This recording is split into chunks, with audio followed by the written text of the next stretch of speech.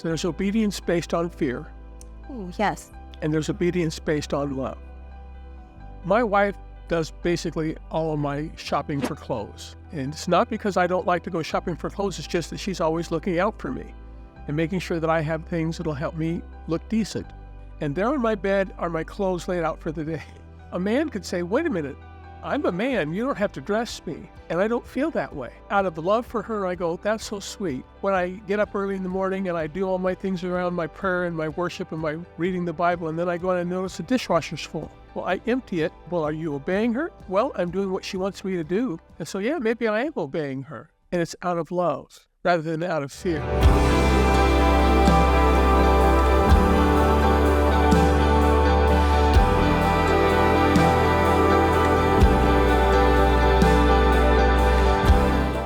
The Phoenix Chronicles. Welcome back for another episode. My name is Martin Crow, and yes, I used to weigh 660 pounds. I've lost 450 pounds now, and I'm doing very well with my weight, and I attribute that to my relationship with God. I'm here with my daughter, Jess, who hasn't been around for a while. Where you been? I snuck away for a little bit. You sure did. I'm Jess. I'm his daughter. I'm at the very beginning of my journey. So yeah, I've been gone for a little while. I made a big decision that was several years in the making, but I had weight loss surgery. I had bariatric bypass. Mm-hmm. I chose the Rowan Y procedure, which is the same one that you had, like although very different. As we've discovered. Yes. Yeah, very different. The 23-year difference has been monumental. So yeah, I've spoken a little bit before about how in my journey towards trying to get healthy, I have certain medical conditions that were making it just really, really difficult and kind of a grinding gears process with my polycystic ovarian syndrome and hypothyroidism. And I have hormonal issues with my pituitary gland. It was just, I'd spent like almost all of my 20s, almost all of my 30s battling with this, and I'm just looking at, I'm going to be 40 soon, and I don't want to walk into this still being my number one struggle. So I did a lot of research, and I found that actually for women with PCOS, that the bypass procedure has excellent results as far as insulin resistance, and I really wanted to bite the bullet. There are all different kinds of procedures, and they have varying degrees, kind of not severity or intensity, but just different outcomes. And the bypass is kind of like we're going all in for it. And I decided after praying a lot that that's what I want to do. So I had the procedure about a month ago, and it's been going really well. First couple of weeks were a challenge with the muscle pain. And I have to say, though, that out of everything, I am so glad that I made the decision to do this. And I've learned a lot in the last month that I wanted to share a little bit more about, rather than going into all the specifics about what the surgery was like and recovery and the program I had to do before I got the surgery and all of that. I'll touch on that on my blog, more on our website, thephoenixchronicles.com. But I want to talk more about what's been happening in my heart. Okay, so when I first looked into getting this surgery, it was actually 5 years ago. And I went through the whole thing. I had to have a psych eval and all of these nutrition consultations, and I had to do all of these things. And I was ready to go, ready for the surgery. Everyone was supporting me, and I couldn't run away from the fact that every time I thought about it, every time I talked about it with someone, inside, I had this soft, quiet, persistent no. Right. We've talked a lot about this. I struggled really hard with hearing this no, because I'm certain it was from God. It was soft, it was persistent, it was loving, but it was a no. And I was I was pretty devastated, and I was confused. I was angry. I remember like, okay, God, really? But why? And having conversations with him over and over and over again. Every time I heard that no, every time I thought about getting the surgery and I heard that no, I was just like, why can't I wanted to push forward. I wanted to push through. And I was like, no, I'm going to do it anyways and it'll be fine. And I decided not to. I did not get the surgery and I didn't understand. I don't know still if I do completely understand everything that happened, or why. You know, they say there's that famous expression that rejection is God's protection. Yeah. And that's kind of the angle I was choosing to think about it. I don't know why. This is a no right now, but it is. And am I going to choose to obey God and what He's telling me right now, or am I going to do what I want to do because I really, really want to do it? And everyone's telling me it's a good idea, and the doctors think it's going to be great, and I have all this support, and everything was lining up, and I just, bottom line, if God didn't feel like it was right for me, I couldn't do it. I mourned that for a while. I really mourned the possibility of what the surgery was offering me, and like I said, I still don't know exactly why. So in the meantime, I really did my best to focus on everything I could get my hands on to learn about. I tried different eating techniques, intermittent fasting, and ultimately the like Ozempic, semaglutide, Mounjaro. This is the stage where I was trying those to more than anything help balance my insulin resistance, like my spikes, not so extreme, and I had really bad effects on those, so that wasn't working either. And it was shortly after we moved to Arkansas that the doctor I was seeing, we talked more extensively at that time about the possibility of surgery. And I was really nervous because I was like, God told me no about that. And then I was like, well, we're going to try it again. Let's give it a go. Let's see what happens. And so I prayed about it first, and I didn't hear anything. That was confusing. I was expecting to hear a yes or a no, like I did so definitively the first time. I went and I pursued it. I was scared, admittedly, but I was like, okay, we're just going to take it really slow. The entire time I'm asking God, can I do this? Can I do this? Am I ready for this? Are you ready for me? Do you want me to have this? A million questions I'm asking Him all the time. And I don't ever really hear a yes or a no. And at this point, I'm really struggling with, do I know how to hear from God? Do I know how to listen for God? Because I just didn't hear anything and I didn't know how to take that. Now, at this time, I was taking a class at my church called Regeneration. And Regeneration, if you haven't heard from it, they have I guess you could say like chapters. They have groups at churches all over the place.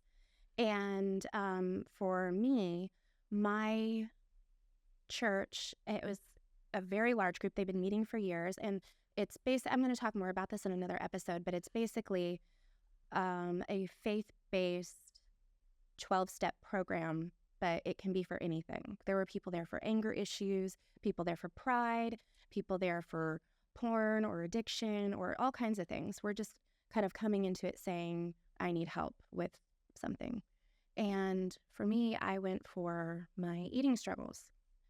And I remember when I was first in this group, I was feeling so completely desperate, like I had done everything I possibly could to try and get healthy and just hitting a brick wall. So I'm in this group while I'm starting to go through this process medically again. And I just got confirmation after confirmation by doors opening that it was a go-ahead for me. And finally, right before I was supposed to have the surgery, God told me yes. So I was able to move forward with that, and I'm really happy about that decision. And I have to say, when I think about this struggle that I had with trust and obedience, it really reminds me of the story of Shadrach, Meschach, and Abendago in Daniel chapter 3, and how they were in Babylon, and King Nebuchadnezzar had made a big gold statue of himself, and he was like, everybody needs to bow down to this statue. And Shadrach, Meshach, and Abednego are like, no, we're not going to do that because we worship God. We don't worship gold statues of Nebuchadnezzar, which filled him with rage, and he gave them another chance, and they still said no. And so he threw them into a fiery furnace, And they said before they were thrown in, you can go ahead and do this to us. Our God is going to save us. God's going to protect us and save us. He will deliver us from the furnace. And I sit and I think about that and the struggle I had on such a small scale with obedience and trusting God to take care of me. And how Shadrach, Meshach, and Abendago, if you think about being in that moment, like for real life, because I've read these stories my whole life, but sitting and reading and thinking about being actually there and being Shadrach, Meshach, or Abendago and realizing that you're going to be thrown into a fire for real life. That is a faith and obedience that inspires me. And God did deliver them from the furnace. And in fact, Nebuchadnezzar was able to see a fourth person in the fire dancing with them. And because of Shadrach, Meshach, and Abednago's obedience, King Nebuchadnezzar on the spot was like, your God is the only God, because that's the only way that this can be explained. King Nebuchadnezzar turned up his entire kingdom and transformed it into a kingdom that follows God. So the obedience and trust and faith that Nebuchadnezzar had a ripple effect that led to a transformation of an entire kingdom, which is really incredible. Now, my obedience is nowhere near on the scale of transforming a kingdom. But one of the beautiful things is about obedience is you never know what God's going to do with it. You never know what God is going to do. Over and over and over and over and over, we're going to have to choose obedience. And I kind of mentioned earlier that I didn't know about listening for him. And I don't know about you, Dad, but being still and being quiet in my mind is something I really, really struggle with. Yeah. It's something that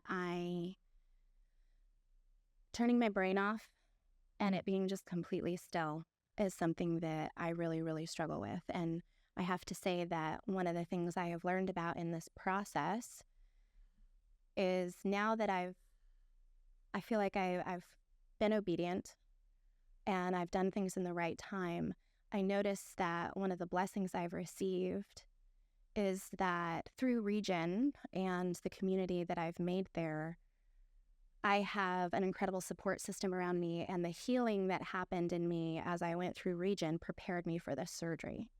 And I don't think I would have been successful had I not gone through those processes. So I don't know if that's part of what God was doing for me, if he was saying, you know, daughter, I've got more work for you to do before you're ready to do this, because even though I've had the surgery, Dad, you know, it is not a magic switch flip.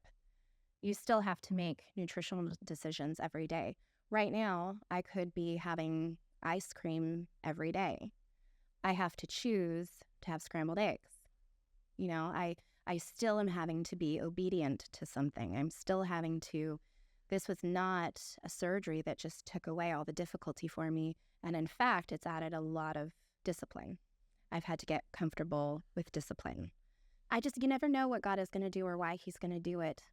But I feel the blessing of waiting, even though I didn't understand at the time what was going on. And that has strengthened my faith and my belief in God and his care for me, because I didn't understand, but I see benefits and things that have rippled out from that. So I'm going to close my section here with Philippians 2:8. And it says, "And being found in human form, he humbled himself by becoming obedient to the point of death, even death on a cross." And that's just speaking to that we have no greater example of obedience than Jesus Christ. He knew what crucifixion was going to be. He knew he was going to be tortured and humiliated. One of the most humbling things that happened for me in my faith was when I was reading about the crucifixion and I realized that Jesus was scared. He asked God to take the crucifixion from him. He said, "Take this cup from me, if it's possible. If we can have the same outcome without me having to go through this, I don't want to go through this." And when I realized the humanness of that and the fear that he must have had, but then his obedience to God's will in spite of that, is just the most phenomenal and humbling example I think we can find of obedience anywhere. Well, thank you very much for this, telling us what you've gone through, Jessica. And I'm very happy that you've gone through what you've gone through, because you now have the opportunity to utilize the tools we teach people to use on a daily basis. And it will help you, because this isn't a miracle thing. It's a great thing. We still have to have the obedience to stay true to what we're doing. We're going to take a short break right now. And when we come back, we're going to talk a little bit more about obedience. And I'm also going to share with you the differences between my surgery, which is the same surgery, and hers. And it's quite different. So we'll be back in just a little bit. Thank you.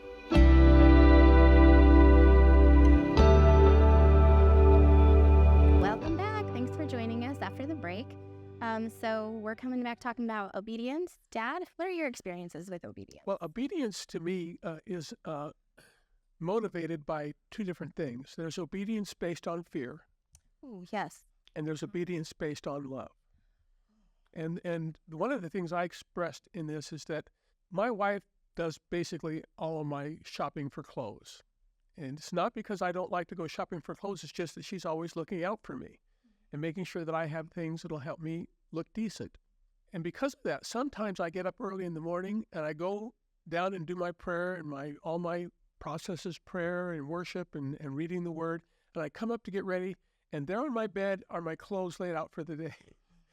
And, a man could say, wait a minute, I'm a man. You don't have to dress me. And I don't feel that way. Out of love for her, I go, that's so sweet. And and you say, oh, well, are you obeying her? Well, I'm doing what she wants me to do. And so, yeah, maybe I am obeying her. And I feel great about that. Or when I get up early in the morning and I do all my things around my prayer and my worship and my reading the Bible, and then I go and I notice the dishwasher's full. Well, I empty it. Is that out of obedience to my wife? No, it's not out of obedience, but I still am doing what she wants me to do. So maybe it is obedience, and it's out of love rather than out of fear. I'm thoughtful of the obedience. Jesus said in the New Testament that if we love him, we'll keep his commandments. And the obedience that he showed on the cross was based completely on love for his Father and love for us, love for everybody that he was going to die for, who were going to spit on him and revile him and crucify him and curse him. He was going to love them, and he was going to give them his very sacrifice of his blood and his body. And so basically what we look at with this is the reality that obedience can be done from two avenues. It can be done out of fear, or it can be done out of love. One example of obedience out of fear is Jonah. Yeah. Jonah did not want to go help the people in Nineveh. He didn't like the people in Nineveh. God said, go preach to Nineveh, and say to themselves, well, I don't really like them, and so I'm going to flee and go the other way. And God had a great big fish swallowing him up and keep him in his belly for 3 days and spit him up. And then Jonah, out of fear, then went to Nineveh and preached to them, and they repented. Much to Jonah's chagrin. Not that he wanted him to do that, but he was very successful because God was with him. And that's obedience out of fear. I'd prefer obedience out of love. Yeah, absolutely. It's the best way. It's the strongest way. And I think it's a way that we can all see and benefit from. So that's my concept about obedience. And I will say this as well. When it comes to my losing the weight from 660 pounds down to about 210 pounds, I will say without a doubt that had required from me obedience. And I'm so grateful that I listened to that. I'm so grateful that I was obedient to the call, because I love where I'm at right now, and I did not like where I was at when I was 660 pounds. And it doesn't have to be 450 pounds a person loses to deal with the obedience of dealing with a diet on a daily basis. It has to do with just, what are you going to do? What are you going to do to change your life? How are you going to change it forever? And you can do that through obedience to God, and by doing the things that you're called to do, the prayer, the worship, and the reading God's word, diving deep into God's word. With that being said, I'd like to talk a little bit about the differences between Jessica's surgery and mine. I'm just going to ask you, Jessica, what did they require you do 2 weeks before your surgery? I'm just laughing because the whole time I was like prepared. I was sharing with you guys everything I have to do. I had to take all these classes. There was a binder. They sent me home with all these materials. And Dad was like, oh. Right. Okay, so 2 weeks before, I had to do an all liquid diet of like protein shakes and water. And that was to shrink my liver and any visceral fat or adipose tissue that may have been around my internal organs. This would make the surgery easier. They would have a better line of sight and better visibility, and it'd be safer. Yeah. Mm-hmm. But here's what I did 2 weeks before my surgery. I ate whatever I wanted to eat, and I ate a lot. In fact, 2 days before my surgery, I went to a restaurant, fast food restaurant called Jack in the Box in Southern California, because that's where I had the surgery, in San Diego. And I did what anybody does when they go to Jack in the Box. I ordered 20 tacos and 5 jumbo jacks. That's 5 big hamburgers. And I took them back to my hotel room, and in about a span of about 2.5, 3 hours, I ate them all. And then the night before the surgery, the afternoon before the surgery, I had a big Mexican restaurant where I had 2 plates. Because that's what got me to be 660 pounds in the first place. That's what I did to prepare for the surgery. Well, and it's kind of like a Last Supper It was. kind of thought, like my last meal sort of thing.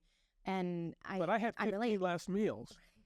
That's not a cool thing to do. I had like a whole lot of last meals. Yeah. I told my doctor that story. It was actually my doctor, the nutritionist, and the nurse that was in there. I told them that story, and all of them just like jaws on the floor. Yeah. And my doctor was like, the night before he ate that? Because I don't know. It was just really funny. It was very funny. And then the other thing was, after I had the surgery, 2 days after I had the surgery, after your surgery, what did you have that you could eat after your surgery right after it? So for 3 days after surgery, it had to be clear liquids. So broth, liquid jello, that sort of thing. And then for the 2 weeks after that, I was back on that liquid diet, the same one I did before, protein shakes. And then every 2 weeks after that, I progressed to a new phase where it went from the liquids to soft foods like yogurt, cottage cheese, scrambled eggs, to like another phase of soft food. So I could start having, this is like week 6 and 8 now, I can have ground turkey, shredded cheese, just, progressing. Some vegetables like green beans and roasted carrots and those kinds of things. And then I'm still yet to get into my final phase, which will allow me to have like very fibrous things, leafy greens, oats, those kind of things are the last things to be brought in. 2 days after my surgery, they gave me an egg. Scrambled an egg for me. I couldn't hardly eat any of it, but they gave me an egg. And then the next phase of my surgery was eat whatever you can.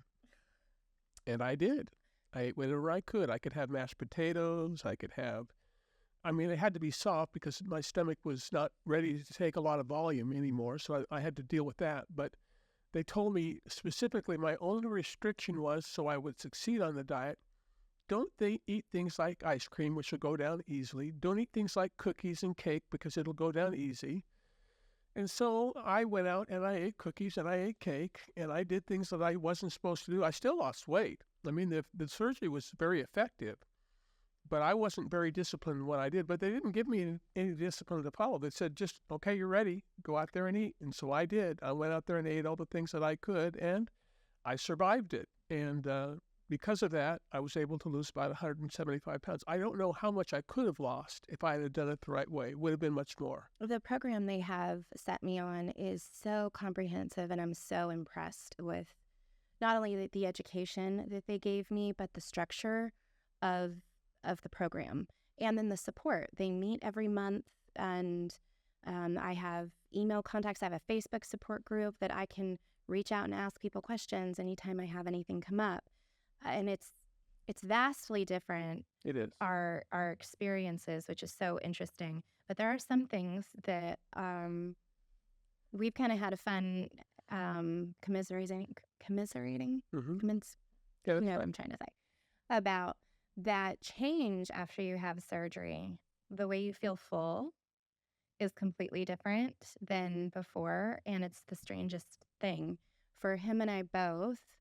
Our nose runs, Mm-hmm. and isn't that the weirdest? like fullness cue.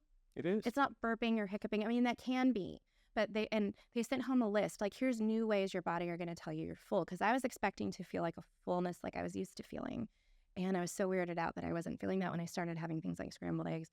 And then one of those things on there was runny nose. And I was like, oh, I totally get that. That's the weirdest thing in the world. It's just so interesting how vastly the body changes. Yeah. Yeah. Well, Jess, why don't you tell us how you think that obedience is a critical part of our life? Obedience has been a really big topic for me in the last year, partially because of everything I've been going through, but also teaching my husband and I, our son, about obedience. And in teaching him about it, I've realized something, that we have to obey in like every area of our lives. We have to obey something. Our boss, traffic laws, other laws. Within relationships, we have boundaries.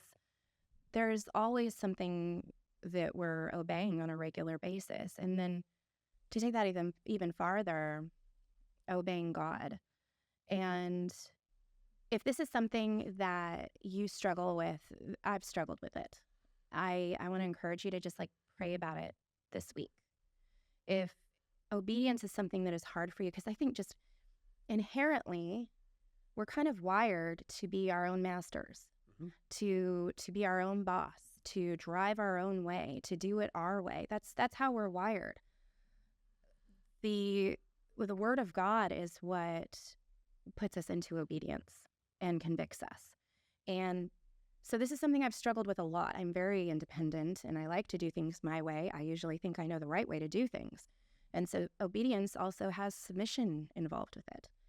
Because you're submitting, you're saying, God, okay, even if I think I know the right way to do this, I'm giving this to you and I'm going to do it your way because I'm trusting that you are good and that if I do this, I'm going to be in line with you. And someone told me obedience comes with blessing, disobedience comes with consequence.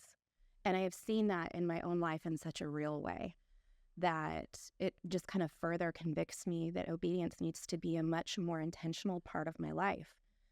And we talked about, hearing from God. And one of the things that I think about with this is sometimes when I'm trying to listen for God to identify where he's wanting me to go, sometimes it's very clear, like the commandments are very clear, right? There's sometimes when you're faced with a situation in your life and you're wanting God's guidance, and then to stop and listen for him. One thing I've learned is that God's voice always is going to be in line with the truth of the Bible. So if you're hearing a voice, because sometimes I'm like, is that me I'm hearing? Is that God I'm hearing? Is it the enemy I'm hearing? Like, what am I hearing? Is it the world I'm hearing? So God's voice is always going to line up with biblical truth. It is always going to be loving. It's never going to chastise you, condemn. Like, it's not going to be this hateful, get your act together, you're so dumb. It's not going to be that critical, harsh voice. It's always going to be with love. Now, it may tell you things you don't want to hear. Like, I did not want to hear that I couldn't have the surgery, and it made no sense to me. But trusting him has reaped unmeasurable benefits. And so I just want to encourage you to do the same. So if this is something you struggle with, just please be in prayer about this. Ask God to open your heart and soften your heart to obedience, to expand your trust in your faith. And I want to read Romans 5:19. For just as through the disobedience of one man, the many were made sinners, so also through the obedience of one man, the many will be made righteous. And that kind of links back to Shadrach, Meschach, and Abendago. We don't know how our disobedience or obedience affects others around us. And certainly my obedience in listening to him say no to me and waiting for another time is not kingdom transforming obedience. But I pray that it in some way will be a benefit, not just to me, but to others. And I think of how as I get healthier and I can do more with my body, all of the service that I want to do, the things that I want to do for the kingdom. But Shadrach, Meshach, and Abendago's obedience transformed a kingdom. So obedience has ripple effects. It's not just about you. Obedience has effects on all of the people around you. So when we choose obedience over disobedience, whether it's the commandments or whether it's God speaking to you, saying something that he wants you to do or go or say or whatever it is, it has ripple effects. And just trust that if God is asking you to do something, it has great purpose and he can do incredible things with that if he's asking you to do something. Okay, well, really appreciate your telling us of your experiences and all you've been through, and so happy you're back. And we have many more episodes to go through to show people some really exciting things that they can learn and do. We really thank you for taking the time that you spent with us today. Want to encourage you to check out our website where there's a lot of resources you can take advantage of, Jessica's blog, as well as other things there. And we encourage you to subscribe to this and to like it and share it with other people if you think it's been helpful for you. In the meantime, thank you for being with us here today at the Phoenix Chronicles, and we look forward to seeing you again on our next episode of the Phoenix Chronicles. Thank you. God bless you. Thank you.